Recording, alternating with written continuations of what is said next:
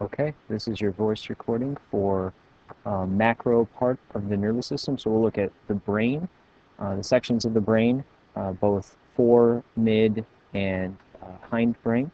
And then we'll look at the different senses and how this different senses generally work. At least enough information to have you do well on the test for this section. All right, so let's start off with the cerebrum. So this is the forebrain. We have multiple sections of the cerebrum. As you can see here, we have four major sections. You definitely have to know them. Frontal being up front here, mostly with association of some of the speech stuff. Also, this is a lot of times associated with memory and with higher level of reasoning. We also have in this section this central sulcus, that's this division right here, and a little ribbon that is right at the front part of that central sulcus, which is the motor cortex. So this is going to coordinate skeletal muscles in order to have you do all different types of tasks. The other thing that's not really shown on here is the olfactory bulb, which is kind of on the very underside here. And the olfactory bulb is going to help with smell. Right? It actually coordinates and moves into its location of coordination, which will be up here in the temporal region of the brain. The next part is the parietal lobes, which is all about your ability to work through some different things like your taste, through the feeling parts, being able to understand what you're touching. That stuff comes in the parietal lobe. And there's that other ribbon on the other side of the central sulcus, which is the somatosensory cortex. So this is all the feeling that you get on the outsides of your body, hands, feet, face, toes, stomach, all that stuff gets coordinated through this somatosensory cortex. We also have this little section right here that would be the gustatory area where we would get taste in. Forgot that up here in the speech area we have the Broca's area, and the Broca's area is going to help you form words. So if you have Broca's aphasia, you can't actually form the words that you want to say. The other one that is we're going to come across is Wernicke's, and the two of them have to talk to each other in order for you to understand what's going on with language and your ability to make language. This is the parietal lobe, frontal lobe. Occipital lobe in the back here is all about vision. So even though your eyes are up here, right, if it's your eyeball, fantastic eyeball, pupil there, it coordinates in through here through the optic nerve, and then it associates in the back here, and so that you can actually see your visual cortex at the very back of your brain, and then your association part of your vision cortex gets put in just ahead of that piece. So this is the occipital lobe. And the last one is then the temporal lobe, which is this one right here near your temples. Temporal lobe is all about your ability to bring in your sounds. That's the auditory association area. We also have the Wernicke's, which is going to be right in here.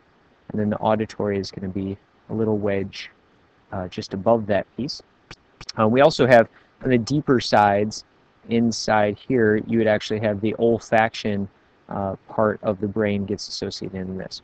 The other piece that you need to know as far as this frontal part of the brain, or the front brain or forebrain, is the different fissures that are found. So gyra are the elevations that you see in the brain. The sulci are the little indentations. Then the deep indentations, like this one right here, is called a fissure. So this one is the lateral fissure that you're seeing here. There's a fissure as well right here that divides the occipital and temporal from this next wedge right here, which is part of your midbrain, which is the cerebellum. And that fissure is the transverse fissure. The last fissure then is your longitudinal, which you can't see here, but you can actually see here, and that divides your right from your left hemisphere. So you can see those different pieces as we continue through some of this stuff. So make sure you know your fissures. Make sure you know your different lobes of the brain. There's definitely some diagrams on this stuff. Then we'll look at the midbrain here in a second, and then you have to also know your hindbrain. Your hindbrain is made up of your pons, right, which will be up here, your medulla, and your brainstem should be down here. And those three really coordinate a lot of the things that you know have to think about, so involuntary controls and whatnot. The RAS, the Reticulation Activation Center, also comes through this area, coordinates with your eyes to give you alertness or sleepiness. All that coordinates through that hindbrain part of your brain. Let's move on. So here's the interior midbrain. Some of the things that you need to understand with this. This is very primitive, and it deals with a lot of your emotions and your fight or flight responses. So you must know, obviously, the ones that are labeled here, but you should also understand how they all work together. And the way that they work together is the limbic system. So here we have the hippocampus. We have the amygdala, right? These two almond-shaped clusters, really vital for your fight or flight response. Hippocampus helps us with memory formation. Up here, which is not labeled, is the thalamus. And then down here is the hypothalamus. And the hypothalamus is really important because it kind of guides how the pituitary is going to release stuff. And the pituitary has an anterior and posterior part, which we'll talk about later. And pituitary will release master types of hormones, or what are called tropic hormones, that affect how other glands in your body react. So all this is part of your limbic system. They all work in your ability of rewards and punishment types of the brain, how your brain responds to those, and obviously committing those things to memory so that you can understand for future events what to avoid and what to work through. Cerebellum, since it's here, we'll talk about this one real quick. The cerebellum is all going to be about your balance and your ability to coordinate your body. There's some other things that go into proprioception or balance as well, and we'll hit those as we go. One of them is your ability to sense your environment, so being able to touch something, your vision, and then this inner ear part called your cochlea, which we'll look at a little bit later. All right, so then here's the pons again, medulla, and then we have the brain stem down here, and that's all the hindbrain stuff. And the hindbrain, like I said, helps with a lot of your involuntary stuff like swallowing, blood vessel contraction, relaxation, so vasomotor pieces, reflexes, your vomiting piece, your swallowing, your breathing, all those things come into play through this central area here. So if this gets damaged, that's it for you. That's those parts of the brain. Let's look at some of the senses then next. So here's the eye. Definitely some big stuff on the eye, especially since we dissect. So you have to understand the different parts that are involved in the eye. So the sclera, being this very hard tunic on the outside, provides a lot of protection. A lot of abuse can be thrown into this and not really damage some stuff there. The cornea is that paper piece here that holds some of the liquid on the inside here. So we're going to have some of that vitreous, aqueous humor that's in here, and then the vitreous humor that's in this area. So we've got fluid in this to help keep the eye in its proper shape. We have the muscles that coordinate, like the cilia bodies, that coordinate the flexing and moving of the lens, which is going to help you focus the light. And then the pupil is the hole, and the iris is the colored part of your eye, but it also can allow for changing the diameter of the pupil so we can coordinate how much light's coming in and out. And you should know from the lab that we're working through that the right and left do not focus independently of each other. So if you shine a light into your right eye, the left eye will constrict pupil just at the same rate that the right eye does. There's no way for your brain to coordinate them separately. As the light comes in, it should focus on the fovea centralis, near the macula area. So this is where almost all of your cones, right, cones for color, are concentrated. And then we'll have some rods in that area, and then rods along the sides as well. This is the retina on the inside here. So the retina wraps around the whole inside of this cup. Most of your vision comes in from the fovea centralis. So most of this other stuff is what we consider peripheral vision that you're bringing in. Right here where the veins and arteries pull through, and the optic nerve, right, that's what you're seeing here. When that pulls through, there's no vision in that spot. So that's your blind spot, which you got to explore in the lab. And then just inside your retina and between your sclera is your choroid, right, which is that place where we have some interactions of cells and distribution of materials so that the retina can survive and do well in the environment that it's in. So make sure you understand all the different parts of the eye, how the eye is working. We'll look at some of the cells here in the eye and how that coordinates and sends information to your occipital lobe of your brain right now. So the two main ones that are found in your eye are the rods and the cones. The rods have the rhodopsin, which when light activated turns to opsin. We can detect all kinds of different levels of light. So this is more of your black and white ability, right? Being able to sense no light versus light.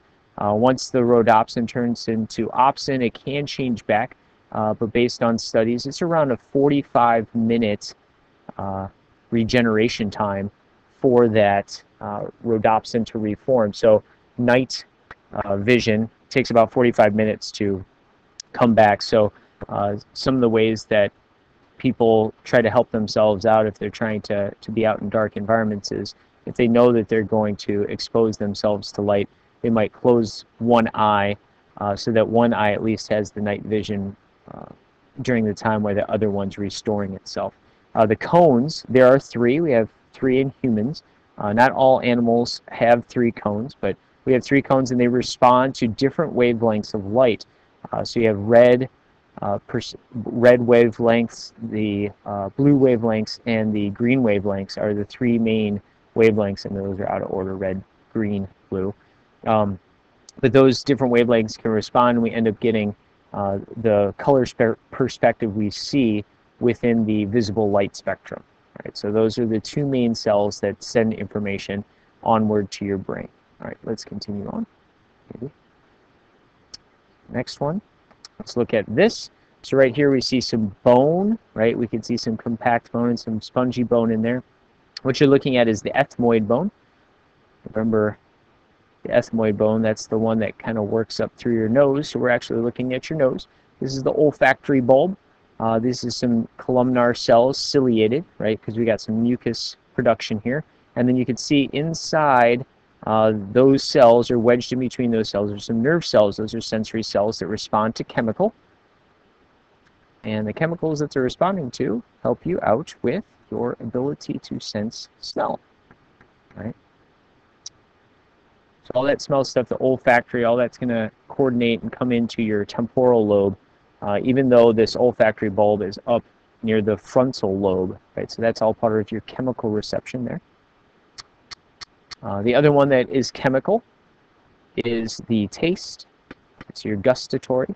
It is also a chemical response. You can see here in the tongue, we have papillary or increased surface area, and down in these wedges of that surface area are all your little taste buds. Contrary to original mappings, we used to think that different areas of your tongue responded to different tastes, like sour, sweet. Now we know that's not true. They're responding to different chemicals that are being received. So your taste and your smell have to really coordinate with one another, and you feel that if you have an anosmia, where we have a loss of smell, or if you have a stuffy nose because of a sinus infection, the taste doesn't work as well, even though it might be there. And there's tons and tons of these things, and they're all chemical based, right? They bind up with the surface of these gustatory hairs, and then they send out the signal down through your tongue and up into your gustatory section of your parietal lobe. Right? Auditory, right? Your ability to hear. We can see the auditory acoustic meatus here, right here. This is the whole. We have the outer ear, and then we have the cerumen, right, which we talked about earlier this year when we were talking about glands, the waxy stuff that helps with your ability to block diseases so that we don't get diseases in here. So all the vibrations come in waves. They strike the eardrum here. This is what you're seeing is the eardrum.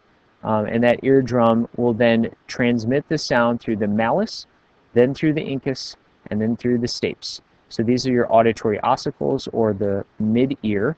And then this last piece here where you have the semicircular canals and the cochlea, this is your inner ear. So then that transmits through the oval window, and that sound transmission can come in through here. We have the cochlear nerves that send up and go up into your brain so that you can understand what's going on in your temporal lobe, near the intersections of your parietal and frontal lobe.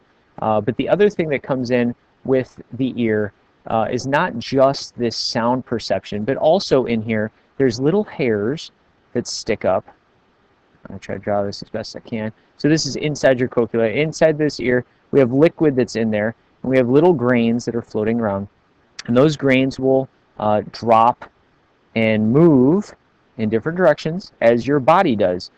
So these grains get rushed across these little hairs and give you the ability to sense direction even when your eyes are closed. So if you tilt your head to your side, the liquid changes, right? You can actually get perception that your head is that direction. Whereas if you go on something that, what I call the vomit factories, those merry-go-rounds, as you spin and spin and spin and spin around those merry-go-rounds, this liquid continually is circulating. And then when you get off the ride, even though the movement is stopped, all that liquid is continually shuffling still in your head, so you still feel like you're on the ride. The inner ear fluid can change depending on if you get an infection. So if it gets more viscous, it can really affect with your ability to feel stable, and you end up getting signs of vertigo. There's other things that go with vertigo and nausea and dizziness that are part of this as well. The other thing that we usually play in with the ear is that liquid is a lot of water. When a person consumes copious amounts of alcohol, alcohol is a different density than water. And when that gets into your inner ear, it changes the density of the liquid. Things shuffle at a different rate, and a person gets dizzy, right? So the reason that a person gets dizzy when they end up getting too much alcohol in them is because it actually changes the viscosity of the inner ear liquids. The other thing that might come up, and maybe you are one of these people, is that we have this extra window of gap that helps with pressure stabilization as well. And if you get clogged up noses, or you have a problem with your eustachian tube, that's what this is, then we end up having to put in either something into the ear area to keep that open, or if you get an infection, it can close up, and in turn you get a stuffy ear, an ear that isn't working as well, and you get an infection with that. It could also, these cells here can elevate and cause issues with your hearing as well.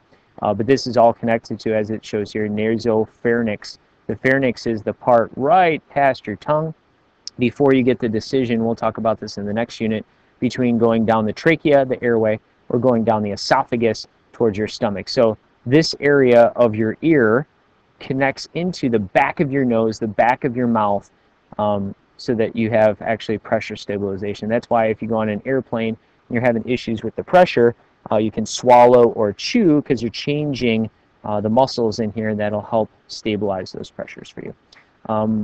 What else? We got one more. This is just showing that inner ear again, right? So there's all these little hairs in here that help you with stabilization and with your ability to transmit the information, the sound waves. So we have the cochlear nerves that come in here that stimulate and be able for you to understand the sounds that are coming into your head.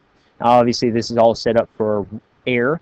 If you go underwater, it changes how your ability to transmit those sounds to your brain work, and in turn, you really don't hear very well when you're inside the water. You can still hear stuff, sound waves still travel, but your body's not set up for the perception of sound through that media, the liquid media. So there's your entire recording for the macro section of the nervous system. If you have any questions, please feel free to ask. Otherwise, I wish you the best of luck. Please use your review guide to help you out, and we'll see you in class.